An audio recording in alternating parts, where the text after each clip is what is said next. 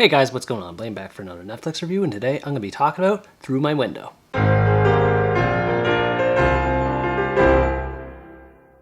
Through My Window is a Spanish romantic drama that tells the story of Raquel, a high school student in Barcelona with a penchant for writing, but is not confident in sharing her work with everyone around her. She maintains a secret crush on a wealthy next-door neighbor named Eris, who she eventually meets face-to-face. Despite the relationship getting off to a rocky start, the two begin to hit it off, yet Aries is reluctant to move further with the relationship due to his parents wanting him to stay more involved in the family company, so as a result, the pair go through a series of ups and downs in trying to make the relationship work. I'm going to be honest with my feelings about this movie right here and now. This was one of the most boring, cliched, and annoying romances I've seen in a really long time. It plays out pretty much exactly like a teenager or young adult's fantasy, but with more cringeworthy dialogue and completely unlikable characters. Raquel was a blank slate for pretty much the entire story. There's a few clues given regarding her family upbringing, but it's never important for what happens with the plot. She has zero personality and has pretty much nothing unique about her character except for her interest in writing, and even that is done poorly. The movie makes her out to be this talented writer that she has a hidden gift she's ashamed of showing to the world,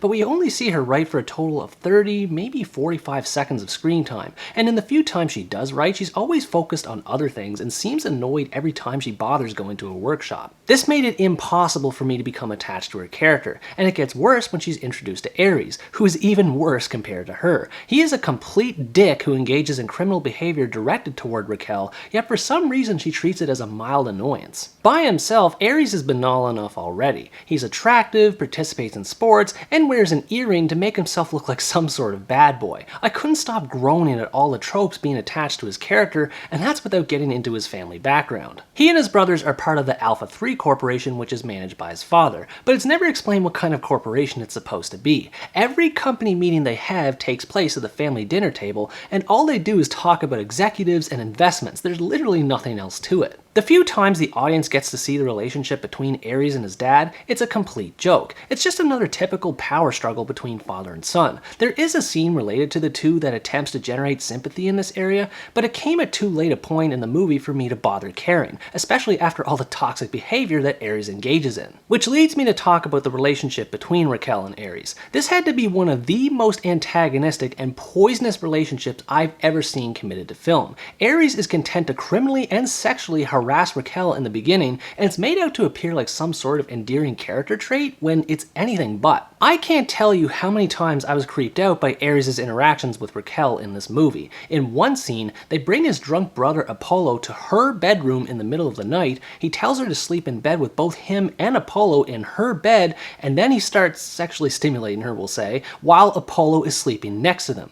God, it was so uncomfortable. Other times, scenes between the two are clearly meant to be dramatic, but they're more funny than anything else. For example, after Aries and Raquel first have sex, during which she loses her virginity, he pulls up his pants and immediately starts playing a video game in front of her, which really ticks her off. The shift in mood was so jarring that I couldn't help but laugh out loud. The most annoying thing about the relationship is how tonally inconsistent it is. One minute they're falling for each other, and in the next they're at each other's throats. It happens so often that there was no time for the two to just let things marinate and allow them to be a couple. There are two scenes that really bothered me in this regard. The first is when Raquel goes to Aries' house to get a necklace that she left. This is right after Aries goes back to playing video games and treated her as just a casual fling. And for some reason, not only is she no longer angry with Aries in that moment, but they end up having sex again. The second occurs later in the movie when Aries has a change of heart and wants to go on a date with Raquel, and she gets mad at him for treating her as little more than a sex object. I was almost tearing my hair out at this point, because she willingly put up with Aries' behavior for more than an hour, and now all of a sudden she decides to be mad about it? And if you haven't picked it up yet, there are a lot of sex scenes in this movie. In fact, that's pretty much all the relationship is just them having sex.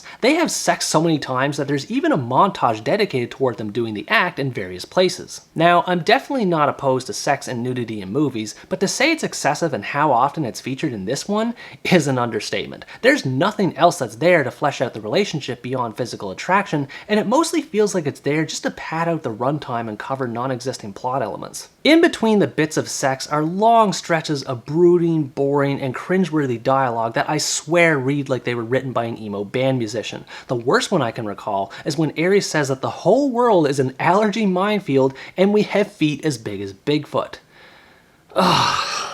Also, I think it's hilarious how Raquel claims that she wants love instead of sex, despite how often she does have sex, and how she's the most interesting girl Aries will ever meet when she's the emptiest vessel of a protagonist I've seen in a teen romance, possibly worse than Elle from The Kissing Booth. What's disappointing about each character at an individual level is that neither of them have any real goals outside of the romance. Aries mentions once, without any foreshadowing, that he wants to go to med school, while Raquel's interest in writing is so lazily implemented that it may as well not have been there. Everything about this movie feels rushed and incomplete, which is odd considering that it clocks in at almost 2 hours in length. I am aware that it's based on a novel, so it might have to do with trying to cram as much detail as possible, but I don't think any amount of detail could have helped this turn out well in any way. The supporting characters were just as bad as the main ones. Raquel's friend Yoshi is the stereotypical example of a nice guy who bottles up his feelings for Raquel, and the filmmakers couldn't even get that right. I actually thought he was a stereotypical gay best friend when I first saw him based on how he dresses, so it's a weird case of going from one stereotype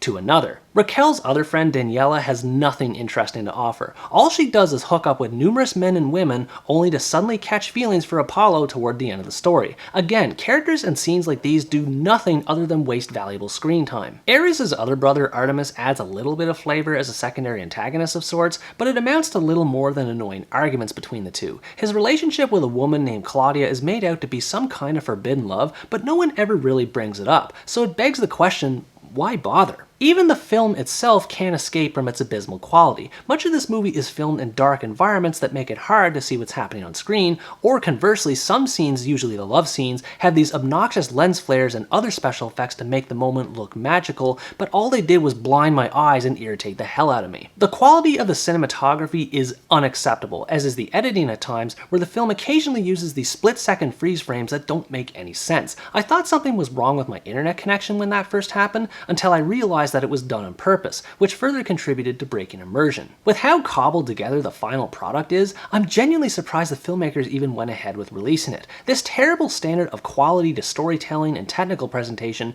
is something I'd expect from someone who never made a movie in their life, let alone a major production that actually got greenlit by Netflix. Overall, Through My Window is an awful excuse for a romance flick that teaches bad moral lessons to its target audience about how relationships should be approached and should be avoided at all costs. If you like young adult novels, teen romances, or anything like that, do yourself a favor and skip this one. It has nothing to offer that would make it stand out from similar romances like it, and what is there is just dreadful. I can't say as to whether or not it's faithful as an adaptation, but as far as this movie's concerned, it's a total bust. Annoying characters, boring story, tons of plot filler, and bad technical presentation all contribute to create a soulless husk of a teenage love story that frankly makes me glad I'm not a teenager anymore. What did you think about this movie? Did you find more redeeming factors to it than I did, or were you just as appalled by it as myself? Let me know in the comments below. Anyways guys, that's going to wrap up my review of Through My Window. Thanks for watching this video, I hope you enjoyed it, and as always stay tuned for the next part, where next time I review the German thriller, The Privilege. Bye bye!